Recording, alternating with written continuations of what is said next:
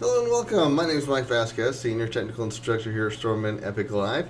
Happy you could join us for a few moments as we talk a little bit about end user security and some of the best practices that you should follow. In fact, let's go ahead and jump over to the desktop. I want to show you a quick demonstration to drive home a couple of important points. Now, chances are you all have a Facebook page, and chances are maybe on your Facebook page, you come in and you capture your password so you don't have to type it in every time. As you see that we've done here, we've got, mike.v@stormman.com, we have the password, the asterisks, and that seems pretty okay. Lots of us probably do something very similar with some of the other websites we go to. Now, what I'm about to show you isn't really Facebook specific, but it's an issue with pretty much any browser out there. So I don't want you to get caught up thinking, oh, Mike's showing us something about Facebook that's an issue with Facebook. No, really, it's just the way the browsers store and hold the information. So if we bounce back over to our Facebook page,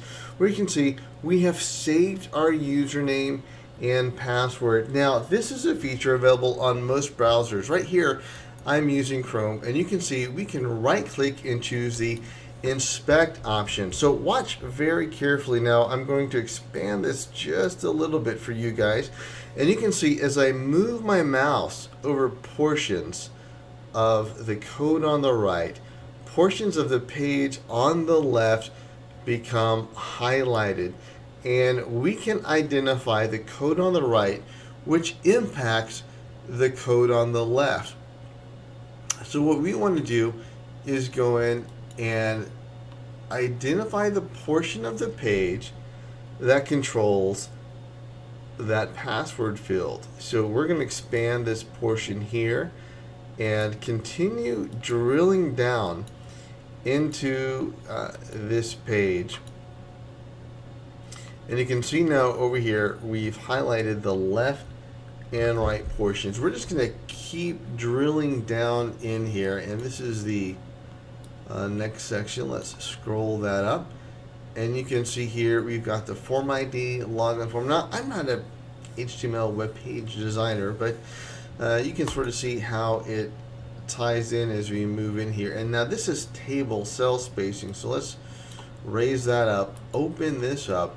And some of you might be thinking as we get into the table row TR field that Mike's just going to see the password in there. So we're going to go over here to the TD section, and you can see now we've highlighted just that portion of the information, and it's still asterisk. And I can look in this code right here, and I don't really see anything that necessarily tells me, oh no, there's a password.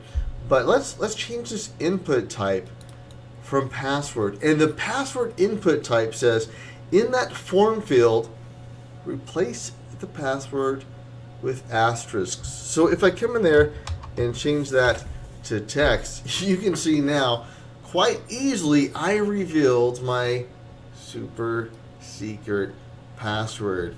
So just imagine for a moment someone wants to come check out your PC, log in, check their email, and you have these passwords saved there.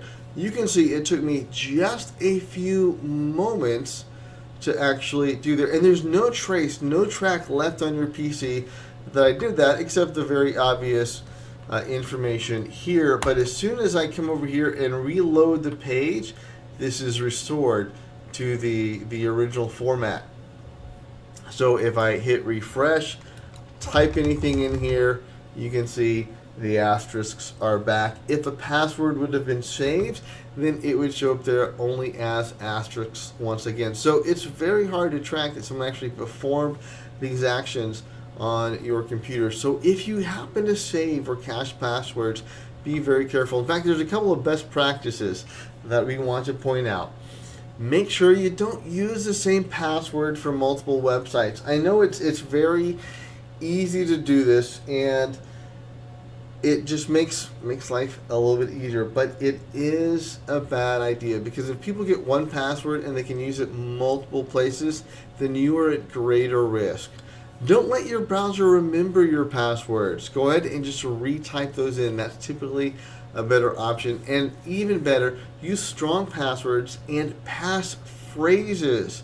Most passwords, feel like on your Windows computer, will allow you to put in a passphrase, a much longer string than a simple, shorter phrase like super secret password. In fact, back in 2008, when the Cardinals were still a very bad football team, my password was AZ Cardinals win the Super Bowl. And then that year they went to the Super Bowl. What are the odds? But you get the idea. You can use longer passwords. Don't limit yourself. That greatly increases the strength of your password. Hope this information helps you out in your daily computer use. Thanks a lot.